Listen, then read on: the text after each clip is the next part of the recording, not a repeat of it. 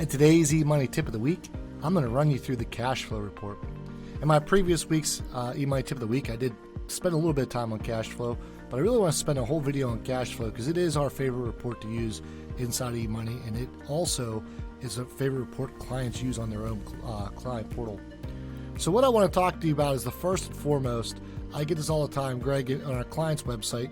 So we're going to go, and this is our sample client here, and we're going to just look at this really quickly from what the issue that we're going to be talking about here. I'm going to go ahead and preview this client's website. I'm going to skip through this onboarding process here. And your clients, and you may or may not realize this, they can see the reports. So if you click up here to reports, and then we have it favored for our clients, we talk about it here, clients will pull up this cash flow. And often, especially my clients are within like 5 to 10 years of retirement, they want to go to this report, they look at it, and they get stuck on this last column here of total portfolio assets because they're increasing at such a rapid rate that it's really misleading the clients because this was built around Monte Carlo. So I like to call this linear, right? So it's a linear as opposed to exponential or as opposed to going up and down. All right, so it's kind of going on at the same rate of return. So where do we get that at? So we go under the client, and we're going to go under the client's facts. And you can get this, by the way, several different ways. This is the easiest way. If you've seen in my previous eMoney tip of the weeks, I really love to stay in base facts. So you're going to go here, and you're going to go to asset allocation. It's going to show you, this is the average rate of return for this client. Where does that number come from? It's based upon the capital market assumptions used inside of eMoney, and based upon how the assets are classified when they're attached to eMoney. And it comes up with an average rate of return. This is really important in Monte Carlo because it's also going to use the standard deviation here to create the 1,000 probabilities of success. So let's talk about this. On the cash flow report, it's going to show a 7.96% rate of return. If you're just using the cash flow report, that's a little bit absurd. We're not going to get 7.96, 7.96, 7.96. We're going to have years where we get higher and years where we get lower. If we have an average rate of return in the market over time, that's different than a real rate of return. So a lot of times clients want to, or excuse me, advisors want to use a 4%, or they want to use a 5% or a 6% rate of return. Let's just split the difference here and let's go with 5%. And so what I'm going to show you is where we go under plans, and we're going to create a new scenario for this. You can call this whatever you want, but let's just call this cash flow rate of return. You can call this 5% fixed rate of return. You could, and by the way, typically what I would do is I would take my alternatives and I would duplicate this, or I would put this in the alternatives and duplicate it. You can go back to my other eMoney tip of the weeks where I talk about the importance of doing that. But just for this instance, I just want to really highlight what we're doing inside of here. So we're going to go to add a new, and we're going to go to a reallocation strategy, or excuse me, a reinvestment strategy. And we're going to hit the add fact here. And what we're going to do here is we're just going to put this as 5% rate of return assumption. We're going to do it this calendar year. We're going to put no for taxes because we do not want to see the taxes in this. This is just for illustrative purposes. And we are going to go to a custom, and we're going to put 5% in here. And now we're going to hit all assets, add assets. And what this is doing is taking every asset in the plan and putting it at a 5% fixed growth rate. So you can see where the currently was to what this is. And now, if I'm going to show client a cash flow report, so I have it under favorites. You can also go to all reports and go to C, go down to cash flow. What I can do is switch this from the base facts, and I can go down here. These are all the scenarios. So I did cash flow rate of return, and now I can update this. And now this growth rate in this column here is more realistic.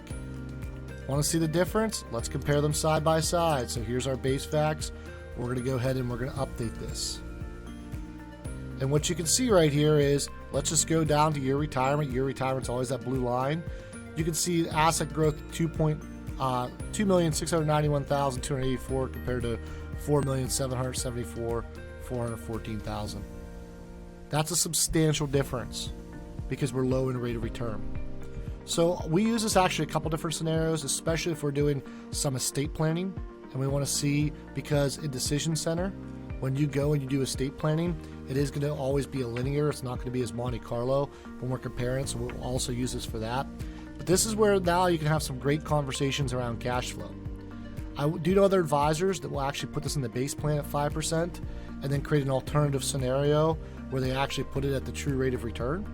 And why they do that is because on the client's website, the clients can see those goals based upon a 4 or 5 or 6% linear rate of return. And then when they want a Monte Carlo, but you have Monte Carlo now in the client portal, and you're getting rid of that Monte Carlo factor. So we just believe it's about educating the client on what these numbers mean. But this is a great way to use cash flow. I also just want to talk to you real briefly while we're on this cash flow of what we use inside the cash flow in some of the conversations. So one of my favorite parts of this cash flow report is this detailed withdrawals. So I'm going to click on this detailed withdrawals, which says sub-report underneath here. And you'll notice it goes in 5-year increments. So you can click here the next 5 years, or we can start. And what I want to do is I just want to start this out. I'm going to go out to say 66, 65 for this sake and purpose. And what you can see is this client has had an 8.8% withdrawal rate, 8.47, 5.43, 4.9. That's pretty unrealistic. And that's why this client doesn't have as high of a probability of success in here. And so we'd really want to talk to this client about this withdrawal rate, understanding what withdrawal rates are, what does it feel like to withdraw. You'll also be able to see where it's withdrawing from, how it's affecting the assets. So a really great report. And again, you can just click previous 5 years, next 5 years to go through this and having a conversation with the client about where they're withdrawing from. So we really, really, really like this in terms of having this conversation with the client, set it up. The other part about cash flow we really like is having this conversation around expenses. So we find that this is where clients get confused quite often. They don't fully understand what's going on inside the cash flow report when it comes to expenses, and they don't understand expenses in their life in general. So, and I'm going to put this actually here back to the original all years so this shows up. But we break this down and we go into expenses, and where people get confused, they don't understand that living expenses are perpetuity expenses. They're going to go every single year in the plan. And then you're going to have one-time expenses, maybe pay for a wedding, maybe pay for college for 4 years, maybe it's Medicare Medicare gap spending or Social Security gap spending before they come in.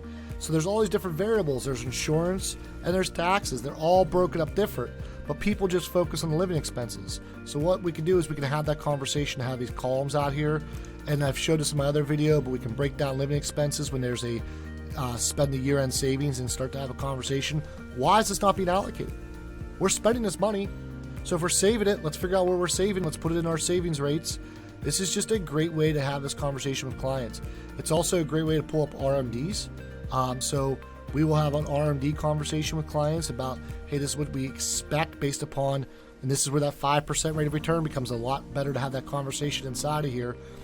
And we can have that by plan distributions. So if we click on the plan distribution columns and we go into here, this is where we're going to see it coming from the IRAs or whatever, or the retirement plan. In this case, it's 401ks. So those are some of the useful conversations that we have with clients in the cash flow report. If I had 20 minutes to do a video, I could go on for 20 minutes because we could really spend a lot of time on this. But one last thing I want to just really go into is the plan savings.